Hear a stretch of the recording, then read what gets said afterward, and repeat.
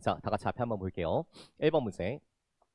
혹시 시간이 조금 짧게 느껴졌던 친구들은 해당하는 시간에 좀 맞춰서 문제를 풀려고 수업 시간 내에는 훈련을 좀 하셔야 되고, 그래서 학원 내에서는 좀 시간에 맞춰서 푸는 훈련을 하고, 이제 집에서 과제 하실 때에는 제가 어떤 과제들은 시간을 재지 말고 풀라는 과제들이 있을 겁니다. 그런 과제들은 충분히 좀 생각하면서 문제를 풀어주시면 돼요. 알겠죠? 일단 첫 번째, 요 1번 문제를 시작하기 전에 학생들이 해석을 되게 까다롭게 느끼는 문장이 하나가 있습니다. 그 문장부터 좀 처리해드리고 가도록 할게요. 하단부에 보시면 요 disapprove of others라는 문장이 있거든요. 거기서부터 conflicts with it 이라는 표현이 있습니다. disapprove of others whose behavior conflicts with it 이라는 문장이 있어요. 요거 여러분들 밑에다가 문장을 다시 한번 쓰고 필기하려고 하면 시간이 좀 오래 걸려요. 그래서 그냥 이렇게 화살표로 빼놓고 필기 처리하시면 좋을 것 같습니다. 알겠죠? 자, 첫 번째, 여러분 disapprove란 단어를 보시면 dis가 부정어 not의 뜻을 가진 표현이고 approve가 허용하다라는 뜻이 있죠. disapprove의 가장 기본 뜻은 우리가 다 알고 있는 것처럼 허용하지 않다라는 뜻이 기본이에요.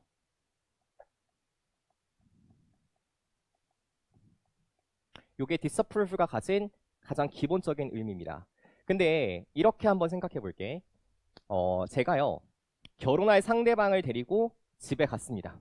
근데 아빠가 결혼한 상대방을 보더니, 야, 얘는 너와의 결혼을 뭐 할 수 없다? 허용할 수 없다라고 얘기하는 거예요. 그럼 아빠의 마음속에 있는 건 결국 이런 거거든요. 그 대상을 못마땅하게 여기다라는 뜻입니다.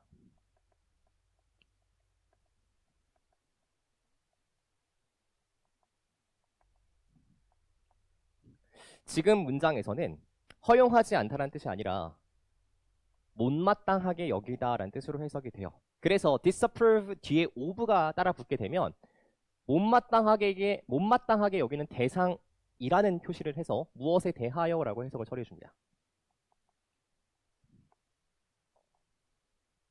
이렇게 해석을 처리해 주시면 돼요. 그럼 disapprove of others는 무슨 뜻이에요?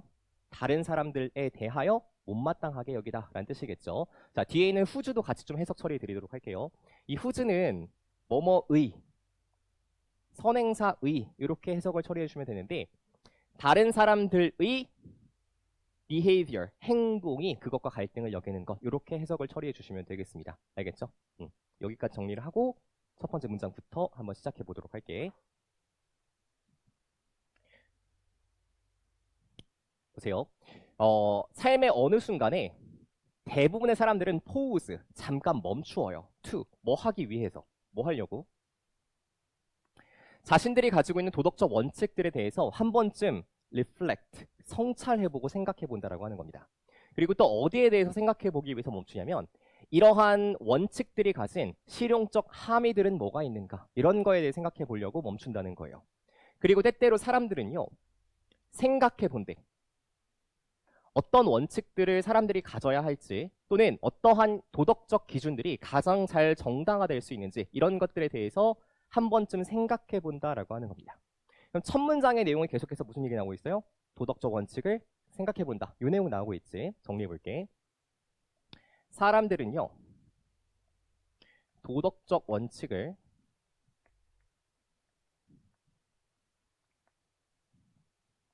생각해 봅니다. 이게 첫 문장에서 계속해서 제시하고 있는 내용. 다음 문장 한번 가볼게.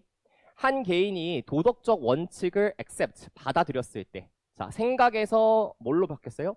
수용으로 바뀌기 시작했죠. 생각에서 이제 생각만 하다가 수용하기 시작했어. 그때 자연스럽게 그 사람은 뭐라고 믿냐면 그 받아들인 원칙이 중요하고 잘 정당화되어져 있다라고 믿게 된대요. 내용을 덧붙여 볼게. 도덕적 원칙에 대해 생각만 하다가 이제 도덕적 원칙을 한 번씩 수용해 보기 시작하는 겁니다. 그렇죠? 자, 근데 진짜 중요한 포인트는 바로 여기서부터죠. 색깔 바꿀게. but, 그러나. 내용이 전환돼요, 완전히. 도덕적 원칙들에는 그것보다 더 중요한 사실이 있습니다. 그 중요한 사실이 되게 중요하겠죠. 한 원칙이 개인의 도덕적 규범의 일부가 되었을 때, 잘 봐봐. be part of. 한 개인의 도덕적 규범의 일부가 되어진다는 건 개인이 도덕적 규범을 뭐 했다? accept, 받아들였다라는 뜻이죠. 받아들였을 때, 그때 그 개인은 보세요. 강력하게 동기부여된대. toward the conduct. 그 행동을 향해서 동기부여가 된다라고 표현을 합니다. 원칙에 의해서 요구되는 행동에 강력하게 동기부여가 된대요. 그럼 이렇게 정리할 수 있겠네. 단지 도덕적 원칙은 생각하고 수용하는 것에서 넘어서서 뭐 하게 된다? 도덕적 원칙은 행동에 영향을 미치게 되겠네요.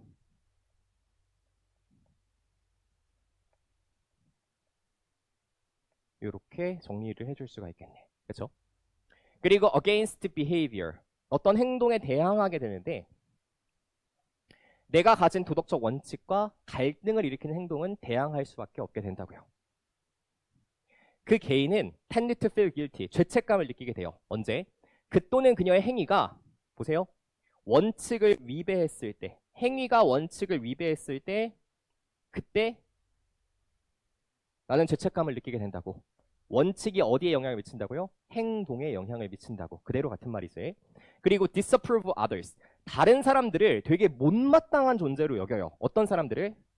그들의 행동이 내가 받아들인 원칙과 갈등을 일으킬 때 이 사람 되게 못났다라고 생각하게 된다고. 도덕적 원칙이 행동에 영향을 미친다. 자, likewise 동그라미, 재진술이라고 쓰세요. 이와 마찬가지로 같은 얘기 또 할 겁니다. 그 개인은 tend to hold in esteem, 존경심을 가지는 경향이 있어요. 어디에 대해서? those, 어떤 사람들인데 그들의 행위가 풍부한 동기를 보여주는 거야. 원칙에 의해서 요구되는. 오케이. 행동이 show, abundance, 풍부함을 보여줘요. 뭐에 의해서 요구되는 풍부함이야? 원칙에 의해서 요구되는 풍부함을 보여준 사람들에게 존경하는 마음을 갖게 된다고. 즉, 도덕적 원칙이 행동에 영향을 미치게 된다고. 이 말 반복하고 있죠. 자, 지문 전체에서 반복하는 핵심적인 내용, 도덕적 원칙이 행동에 영향을 미치게 된다. 이거 그대로 선지에 찾아주시면 되겠습니다. 1번부터 한번 가볼게. 자, feeling guilty. 죄책감을 느끼나요? 자존감을 체크해 보세요. 죄책감과 자존감에 대한 얘기는 아니죠. 그쵸? 2번. 당신의 도덕적 원칙을 변화하도록 두지 마세요. 도덕적 원칙의 변화에 대한 이야기도 아닙니다. 자, 단어 체크할게. integrity에다가 별표. 3번. moral integrity, 무결점 또는 완전함의 뜻을 가진 표현입니다. 도덕적 무결점, 그것이 철학의 원칙입니다. 쌉소리라는 거 알겠죠? 자, 4번. 사람들이 어떻게 자신의 개성을 형성할까요? 개성에 대한 얘기도 전혀 언급된 적이 없어요. 마지막 5번. moral principle, 도덕적 원칙, 그것이 guiding our conduct, 행동을 이끌어갑니다. 여기서 나오는 행동을 이끌다라고 하는 표현은 결국 행동에 영향을 미친다라는 표현과 같은 표현이겠네. 정답은 정확하게 5번 이렇게 체크해 주시면 되겠습니다. 됐죠? 1번 문제 전체 클리어. 밑에다가 이렇게 쓸게요. 2014학년도 수능 22번에 출제됐었던 문제입니다. 2014학년도 수능 22번에 출제됐었던 문제.